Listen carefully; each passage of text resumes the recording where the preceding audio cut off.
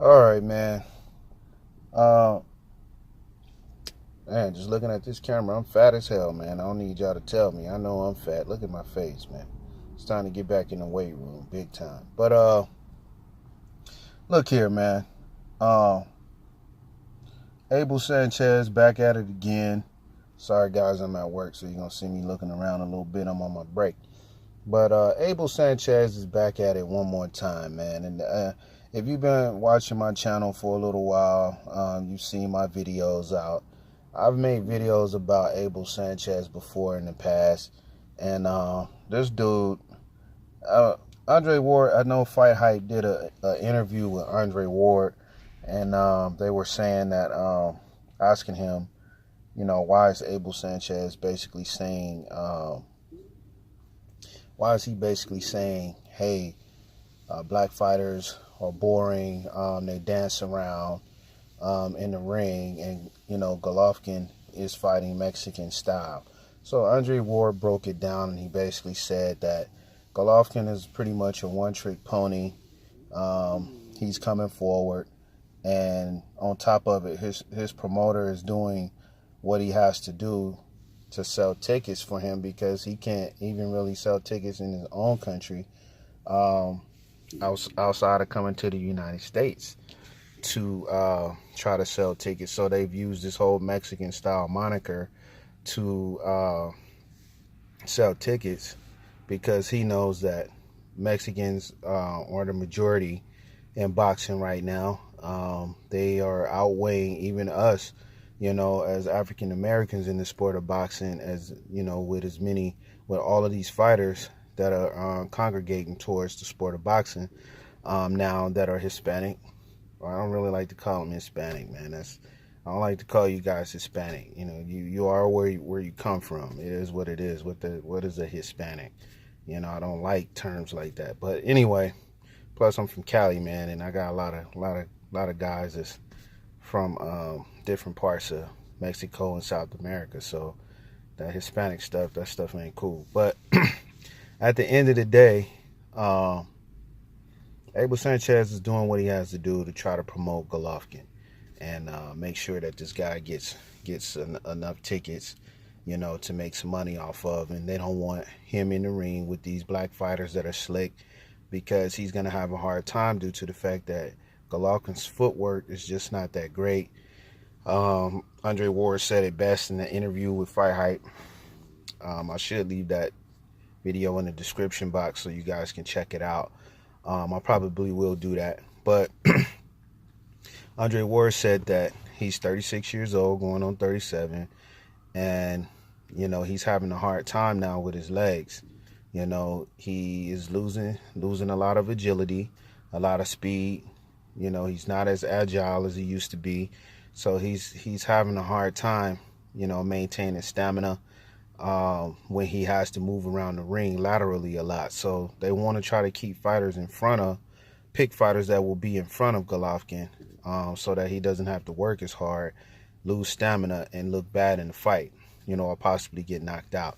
So they want him to be able to conserve as much energy as possible.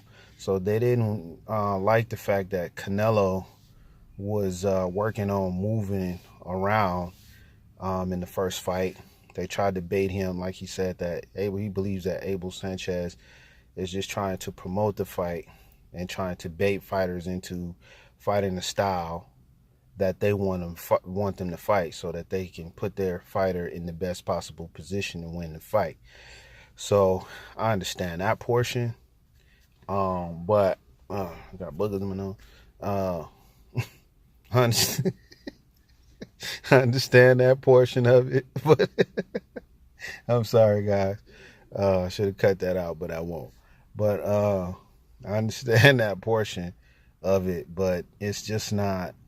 It's not professional to do something like that, man. Because you still have to walk through, like Andre Ward stated that Abel Sanchez has heavyweights, middleweights, guys going into that gym working with Triple G that are African American, that do move around and things of that nature. And he works out and trains with these guys. So why is it that either it's an ignorant blank statement, or he really means what he's saying. And if you mean what you're saying, and to me, if you do something more than 3 times, you really mean it. And Abel Sanchez has done this on numerous occasions, not just this one. So it's not about a race thing with me. What I'm more concerned with is Triple G. Is he gonna be daring enough to get in the ring against a guy like Charlo?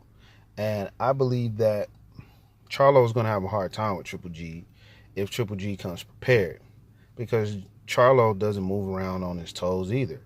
I think him being the young, hungry, strong lion that he is, he has a lot of pride. And should Triple G catch him with something and hurt him, I think he's going to try to respond with equal opposition, and that's what's going to get him knocked out. Not because Triple G just hit so hard or this or that, but because in the midst of making a mistake like that, trying to respond back with the same type of opposition, trying to respond back that way is going to, you're going to leave yourself open. You're going to get knocked out. So I just think that, his pride is going to be on the line, and he's going to have a lot more to prove than Golovkin, because he's trying to step up and take the belts from Golovkin and trying to make a big statement in boxing that he is the best. So he's going to have a lot riding on his shoulders trying to fight a guy like that, even though he is one-dimensional, even though he wants you to stand there and go toe-to-toe with him, this or that. But you still have to find a way to beat this guy. You have to find a way to sustain his punching power. And everybody that has fought Triple G thus far has complained, and also giving him credit. They have complained about his punching power. They haven't been able to find anybody in their camps that will be able to demonstrate his punching power. So when they get in the ring, no matter how they've prepared, they can't sustain his punching power. And this is what's giving people problems with Golovkin. So I think that Charlo, granted him being strong, him being a big guy, him being tall, granted he has that working for him, but I just don't think that he's going to be able to sustain that punching power coming from Golovkin. And in the end, we're going to see what we all know the result is going to be.